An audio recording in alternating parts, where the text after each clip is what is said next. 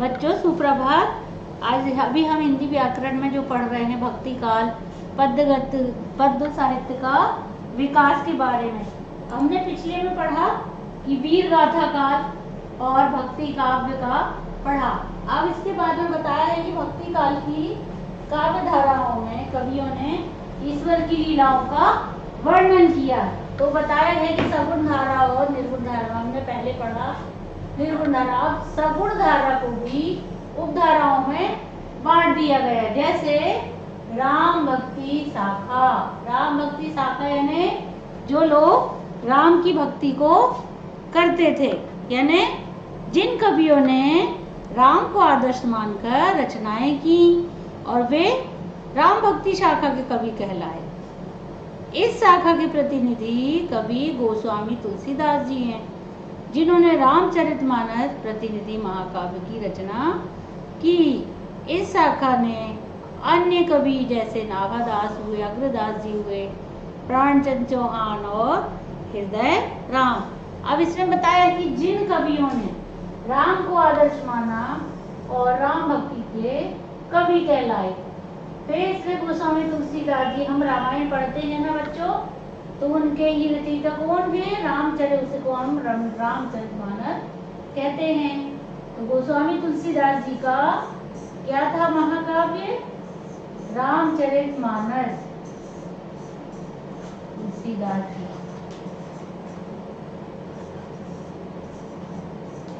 का महाकाव्य था रामचरितमानस, जिसमें राम जी की पूरी लीलाओं का वर्णन है ना, उनके सारी महानतम कार्यों का वर्णन है।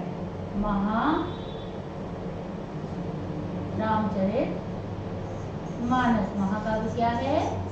रामचरित मानस, राम के चरित्र का वर्णन किया गया है रामचरित मानस में।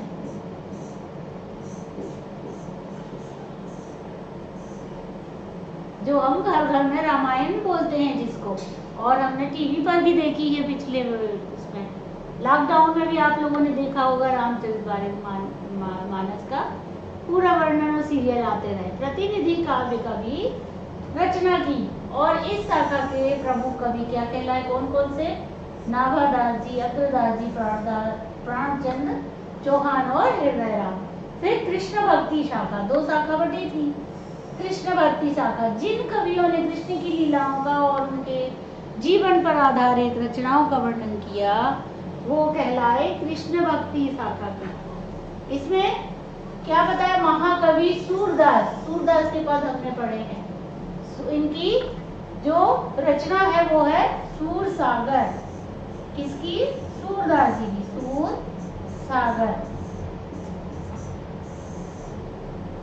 सूरदास जी की रचना है ना। फिर इसके प्रमुख थे सूरदास जी। और इस शाखा के अन्य कवि थे जैसे नंददास, कृष्णदास, कुमनदास कवि, परमानंद आदि, स्वामी चतुर्भुज दास भी थे।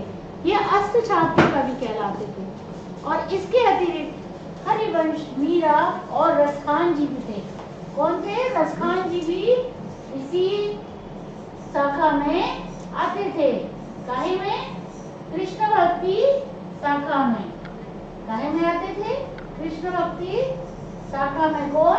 रसखान कवि भी, रसखान जी। इन्होंने भी बहुत सारे पदों की, बहुत सारी रचनाओं की कृष्ण के लीलाओं के बारे में बताया। और मीरा जी, मीरा जी भी प्रमुख थी। मीरा जी को जानते होंगे। पायो जी मैंने राम रतन धन पायो, पायो जी मैंने, उसमें कृष्ण जी की, कृष्ण की मैं दीवानी। फिर अब हम देखेंगे आगे कि निर्गुण धारा में जिन कवियों ने निराकार रूप में किया, उनको निर्गुण धारा की कवि के रूप में माना जाता है।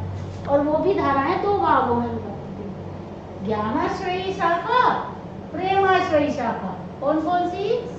ज्ञानाश्रयी और प्रेमाश्रयी शाखा। ये दो शाखाएं थी जिनमें निर्गुण शाखा, निर्गुण धारा के लोग जुड़े हुए थे, कवि जुड़े हुए थे, ज्ञानाश्रयी और प्रेमाश्रयी।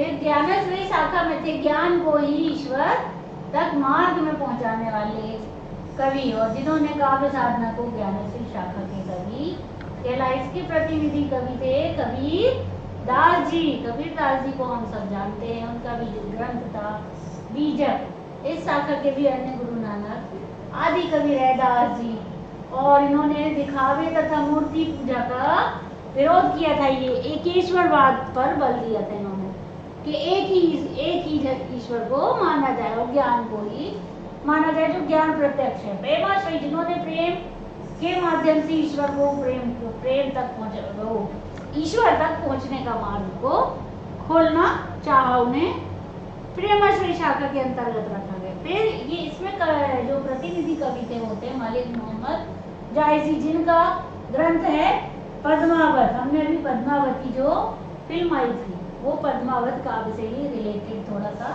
है। फिर ये सूफी दर्शन से प्रभावित रहे और इनकी अन्य कवि इनमें हुए जैसे मंजन, कुतुबन, शेख नबी, उस्मान आदि। सगुनधारा के कवि साकार रूप में मानवीय संबंध और कर्तव्य पालन, आदर्श मर्यादा तथा शालीनता युग सत्कर्म में भटकाव से बाहर निकलने के लिए ज्ञान के प्रकाश को आवश्यक बताया। उनका मानना था कि जहाँ प्रेम है वहाँ ईश्वर है, जहाँ प्रेम है वहाँ ईश्वर है, ईश्वर का निवास है। फिर भक्ति काल की विशेषताओं के बारे में बताया। क्या बताया? साकार एवं निराकार ब्रह्म की उपासना, रहस्यवादी कविता का प्रारंभ, आध्यात्मिक और सदाचार की प्रेरणा, लोक कल्याण के पथ पर काव्य का चरमोत्कर्ष, समस्त काव्य शैलियों का प्रयोग, प्रकृति सापेक्ष वर्णन, प्रकृति का सापेक्ष वर्णन यानी एकदम सामने वाला, सामने प्रतीक होने वाला। इस प्रकार ज्ञान और प्रेम का अद्भुत समन्वय चित्रण पूर्णता को स्पष्ट करता है। और भक्ति काल का यही मूल उद्देश्य था कि परिस्थितियों के अनुकूल ईश्वर के स्वरूप को स्वीकारें और प्राणी मात्र के मंगल विधान की कामना करें, नैतिकता पे नैतिकता की विजय हो, जिससे जीवन का ध्येय माने। इष्ट स्वरूप प्रमुख नहीं होता बल्कि उसके संदेश मुख्य होते हैं। इन तथ्यों के प्रकाश में इस युग में जिस नीति काव्य की रचना हुई उसके सदाचार का मार्ग प्रशस्त किया गया, और नीति काव्य के रचयिता के रूप में जैसे रहीम, गिरधर तथा वृंद नाम का उल्लेखनीय हुआ। और इसको भक्ति काल को क्या कहा गया? किसके कारण? उत्कृष्ट साहित्य लेखन, समाज सुधार और सामाजिक समरसता के कारण भक्ति काल को स्वर्ण युग का नाम दिया। स्वर्ण युग काल के इसका नाम दिया स्वर्ण युग। किसको दिया? भक्ति काल को। ये क्वेश्चन 2 नंबर का आ सकता है कि भक्ति काल को स्वर्ण युग नाम क्यों दिया। तो हम इसकी भक्ति काल की विशेषताएं बताकर लिख सकते हैं। और बच्चों, अभी परीक्षा का समय आ रहा है, आप ध्यान लगाकर पढ़िए और सारे क्वेश्चन आंसर हल करें और एक एक क्वेश्चन आंसर को रटते रहें, पढ़ते रहें और परीक्षा की तैयारी करते रहें। अभी व्याकरण जो हमने पढ़ाई उससे भी क्वेश्चन आ सकते हैं 1 नंबर 2 नंबर के बच्चों। तो आप सबको घर में ही रहकर अच्छे से पढ़ाई करनी है। और आगे भी हम व्याकरण के बारे में पढ़ते रहेंगे।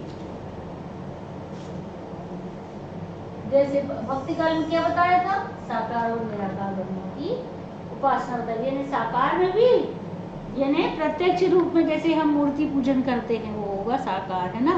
साकार दर्शन करना यानी अंतर मन से हम ऐसा ध्यान करें कि हमारे सामने ईश्वर खड़े हुए। निराकार ब्रह्म यानी निराकार यानी किसी भी रूप में नहीं, सिर्फ एक बिंदु के समान। फिर रहस्यवादी कविता का प्रारंभ किया, यानी रहस्यमय कविताएं जैसे हम देखते हैं हॉरर मूवी वगैरह, रहस्यमय मूवी वगैरह देखते हैं ना, उसी टाइप से रहस्यमय कविताओं का प्रारंभ किया था इन्होंने। भक्ति काल में ही आध्यात्मिकता और सदाचार की प्रेरणा भी दी गई थी, यानी आध्यात्मिकता की ओर मानव बढ़े आगे और सदाचार की प्रेरणा भी ले, लोक कल्याण के पथ पर चले और